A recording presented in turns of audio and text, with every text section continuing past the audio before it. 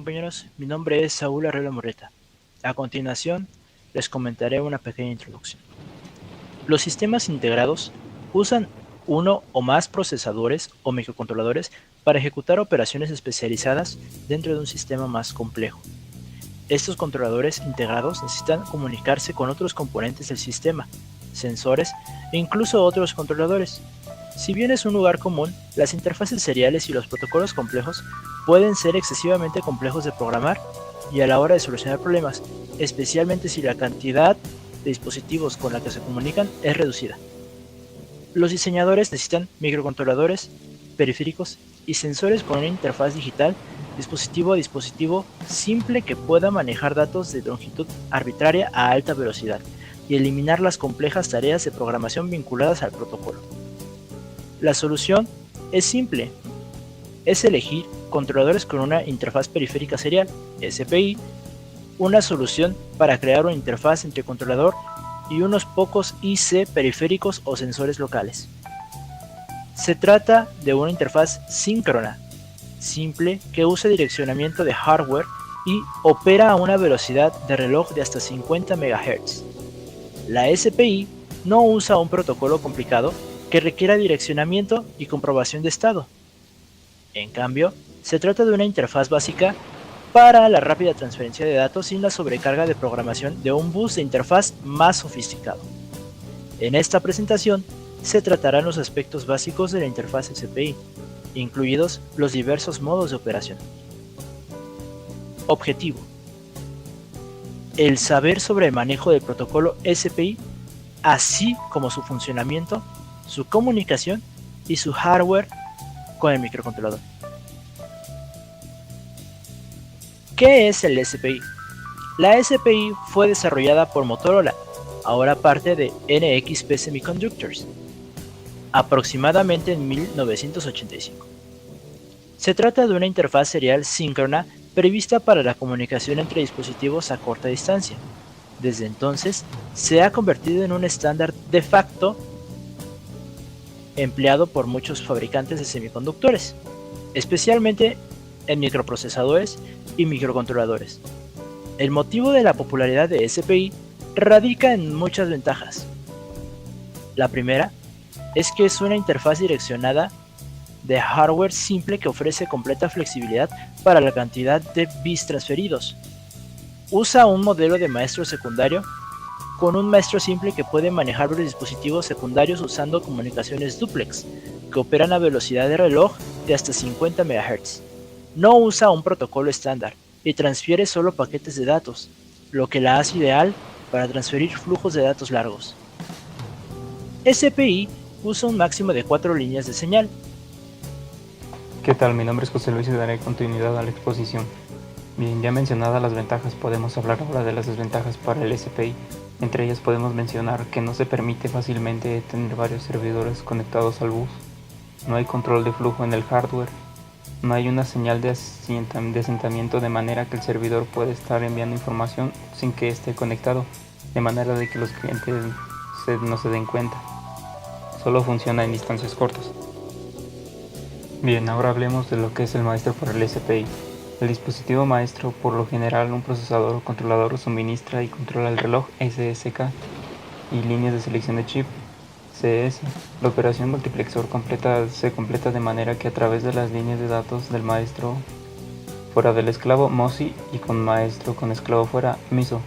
En un maestro individual simple, una configuración del dispositivo secundario individual, la línea de selección de chip puede eliminarse y se puede forzar la entrada de SS al dispositivo secundario al estado lógico habilitado. El dispositivo secundario solo puede enviar datos, comunicación semiduplex. Luego la línea MOSI también puede eliminarse, así reducir el conteo de señales adicionalmente. Los datos salen a través de la señal de reloj de tal forma que la transferencia de datos se asemeja a un registro de turnos con un bit cambiando para cada reloj.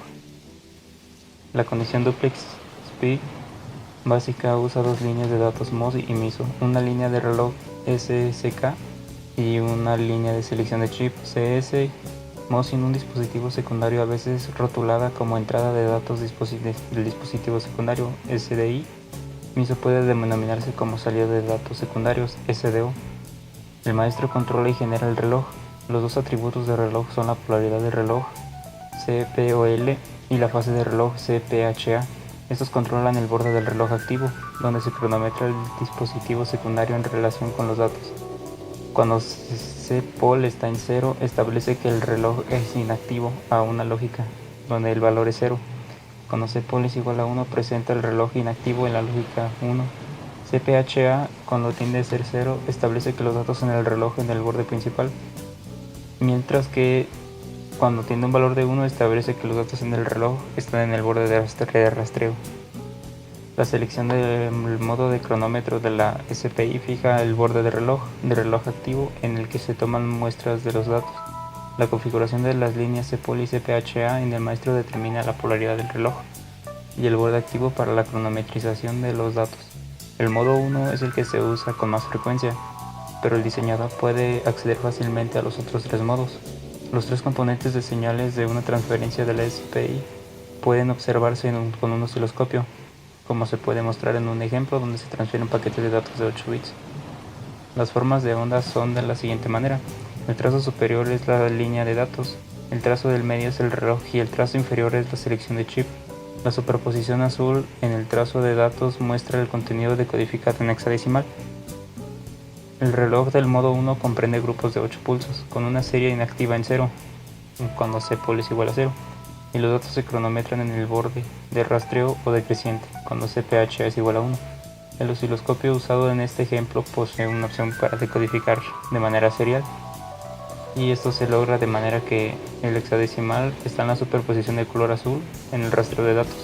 La decodificación está asociada a los datos que se presentan cuando se activa la línea de selección del chip, que está en el nivel 0, y entonces se pueden mostrar las 17 ráfagas de reloj en total, pero solo 5 corresponden a estados activos de selección de chip. Dentro de este protocolo definimos a un maestro, el cual es aquel dispositivo encargado de transmitir información a sus esclavos. Los esclavos serán aquellos dispositivos que se encarguen de recibir y enviar información al maestro. El maestro, por otro lado, también puede recibir información de sus esclavos. Para que este proceso sea posible, es necesario la existencia de dos registros de desplazamiento, uno para el maestro y otro para el esclavo. Los registros de desplazamiento se encargan de almacenar los bits de manera paralela, para realizar una conversión paralela a serial para la transmisión de información. Existen 4 líneas lógicas encargadas de realizar todo el proceso. MOSI, línea utilizada para llevar los bits que provienen del maestro hacia el esclavo. MISO, línea utilizada para llevar los bits que provienen del esclavo hacia el maestro. CLK o reloj, línea proveniente del maestro encargada de enviar la señal del reloj para sincronizar los dispositivos, y el SS, línea encargada de seleccionar y a su vez habilitar un esclavo.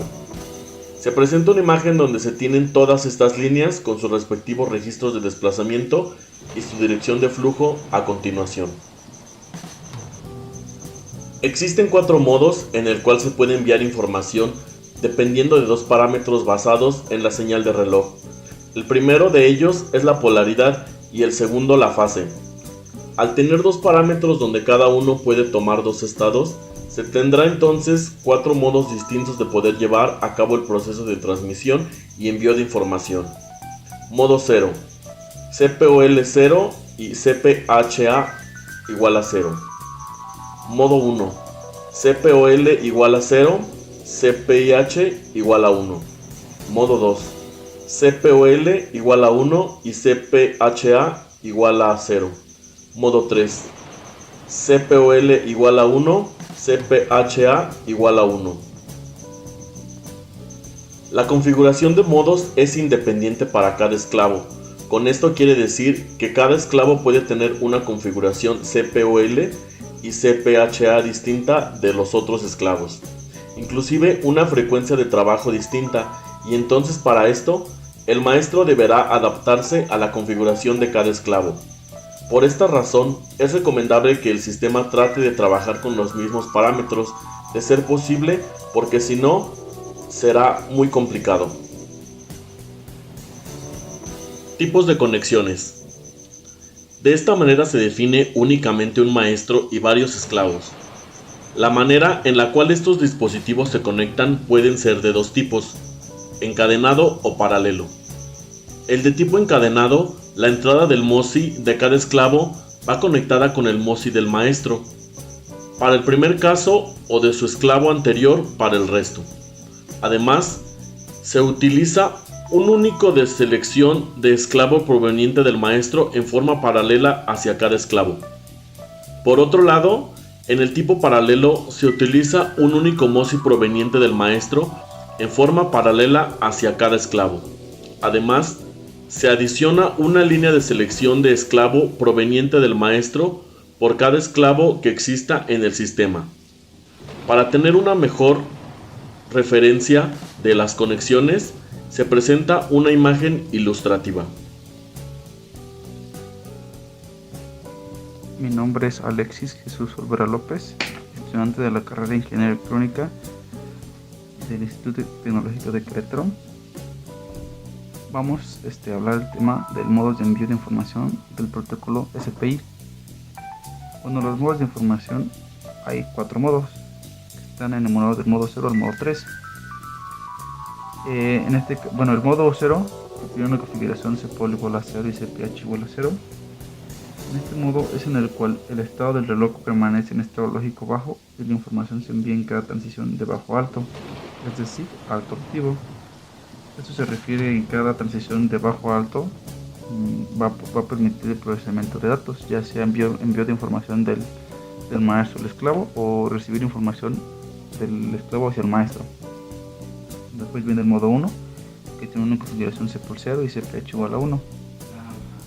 Modo en el cual el estado permanece en estado lógico bajo y la información se envía en cada transición de alto a bajo, es decir, bajo activo. En este caso, el procesamiento de datos va a ser cuando los pulsos sean de alto a bajo. Va a ser el proceso de datos, de envío y recibir. Después viene el modo 2, que tiene una configuración CPOL igual a 1 y CPH igual a 0.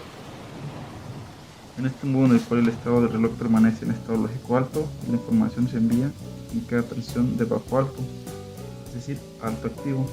En este caso se van a enviar, la transición es de bajo a alto. En esta transición permite el paso de información, enviar y recibir datos. Después viene el modo 3, que es CPOL igual a 1 y CPH igual a 1. Modo en el cual el estado del reloj permanece en estado lógico alto y la información se envía en cada transición de alto a bajo, es decir, bajo activo. En este caso se envía la información en la transición de alto a bajo, se envía el procesamiento de datos, envío y recibir información. Bueno, como ya podemos observar, en los modos de envío de información maneja un papel importante el reloj, ya que el reloj va a controlar frecuencia y las pulsaciones, y va a controlar cuando pueda pasar y recibir información, ya sea si se recibe información del esclavo o se envía información del maestro. Bueno, básicamente esos son los 4 modos que tiene el protocolo SPI. Hola, buenos días, mi nombre es Emiliano. Yo les voy a mostrar la simulación. La función de esta simulación va a ser comunicar 2 PIC mediante el protocolo SPI. Se usó 2 PIC 16F877A. Se puso 2 pulsadores que está conectado al maestro, que van a estar encendiendo y apagando el LED que está conectado al esclavo. Los pines que se usaron fue el MOSI, se usó en el C5, el MISO en el C4, el SCK en el C3. En el esclavo el pin A5 se usó este pin, que es el pin selecto del esclavo.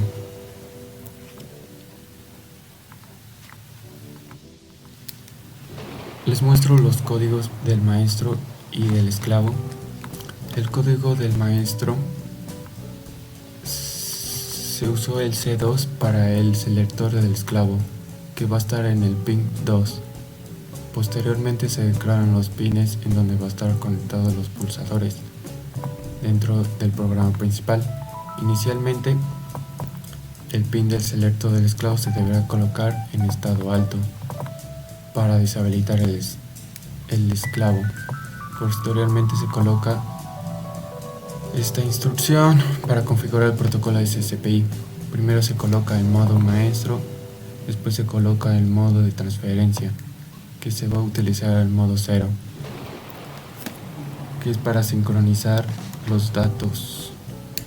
Y por último se coloca Expresscaler 16. Dentro del while se colocan las condiciones para cada pulsador. Cuando se presiona el primer pulsador se va a enviar el dato en hexadecimal sobre el 0x10, que es para encender el LED que estará conectado en el esclavo. La secuencia ahí va a estar enviando los datos utilizando el protocolo SSPI. Primero el pin selecto del esclavo se tiene que colocar en estado bajo.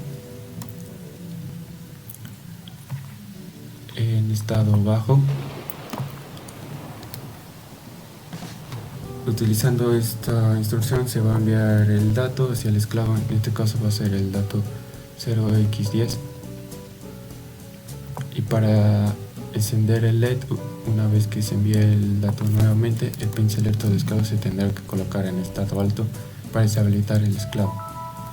Y para asegurar los datos que se envían correctamente se coloca un retardo de microsegundos. Para este caso va a estar en microsegundos, de la misma forma que cuando se presiona el pulsador se envía el dato en hexadecimal a 0x11. Para apagar el LED, primero se deshabilita el esclavo poniendo el pin de selecto del esclavo en estado bajo posterior. Utilizando esta instrucción se envía el dato hacia el esclavo, este esclavo, que se envía al 0x11 para apagar el LED. Y por último se habilita el esclavo colocando el pin de selecto del esclavo en estado alto, y de la misma forma se coloca un retardo para confirmar que el dato se haya enviado correctamente hacia el esclavo. Para el programa del esclavo, primero se declara el pin donde va a estar conectado el LED. Después se declara una variable en donde se va a almacenar el valor que envía el maestro, y de la misma forma que la comunicación se va a utilizar la interrupción, pero ahora va a ser para el protocolo SPI.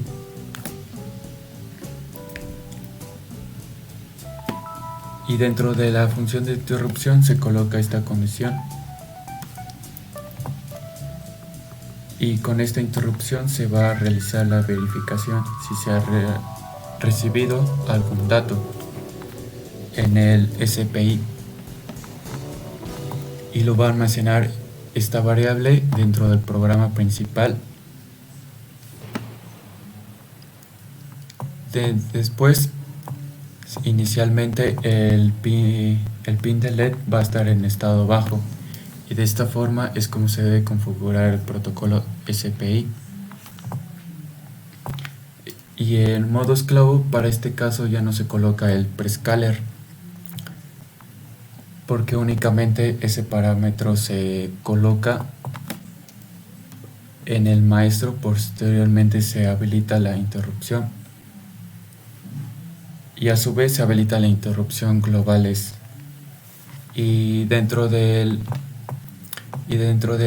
while se colocan estas condiciones para hacer la comparación del dato que se está recibiendo por la SPI.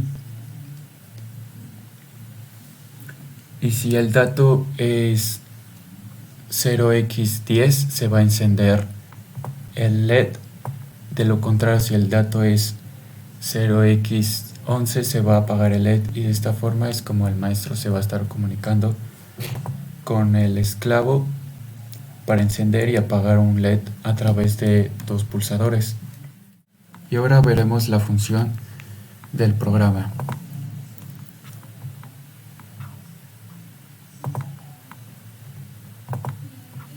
Aquí mediante cuando pulso este pulsador va a estar prendiendo el LED y aquí va a estar mostrando el resultado en hexadecimal, y cuando apago el LED lo va a estar aquí mostrando la información. Y aquí otra vez cuando lo pulso lo manda la información, y cuando pulso el segundo apaga el LED y aquí muestra la información en el CPI. Las conclusiones son que la SCPI satisface las necesidades de una interfaz de baja sobrecarga simple y de bajo costo en aplicaciones en las que la fuente puede describirse como un flujo de datos. Esto hace que sea ideal para manejar comunicaciones de dispositivos a dispositivos entre microcontroladores y sensores.